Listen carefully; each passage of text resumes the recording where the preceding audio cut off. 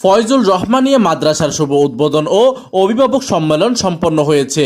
চট্টগ্রাম নগরী আকবর শাহ থানাধীন নিউ মনসুরাবাদ এলাকার নজির কমিশনার ভবনে নবপ্রতিষ্ঠিত দ্বীনি শিক্ষা প্রতিষ্ঠান ফয়জুল রহমানিয়া মাদ্রাসা এর শুভ উদ্বোধন এবং অভিভাবক সম্মেলন ও দোয়া মাহফিল অনুষ্ঠিত হয়েছে।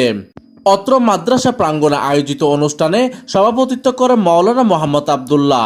অনুষ্ঠানটি সঞ্চালনা করেন মাওলানা আবু বক্কর। অনুষ্ঠানের প্রধান অতিথি হিসেবে উপস্থিত ছিলেন দেশের প্রখ্যাত আলেমে দ্বীন শেখ তাজুল ইসলাম বড় হুজুর। উদ্বোধনী বক্তব্যে তিনি বলেন, দ্বীনি শিক্ষা ব্যতীত প্রকৃত মানুষ হওয়া সম্ভব নয়। এই মাদ্রাসা কোরআন ও হাদিসের আলোকে আদর্শ মানুষ গড়ার কাজে বিশেষ ভূমিকা রাখবে বলে তিনি আশাবাদ ব্যক্ত করেন। এতে বিশেষ অতিথি হিসেবে আরও উপস্থিত ছিলেন মাওলানা দেলোয়ার হোসেন সহ অন্যান্য আলেমগণ।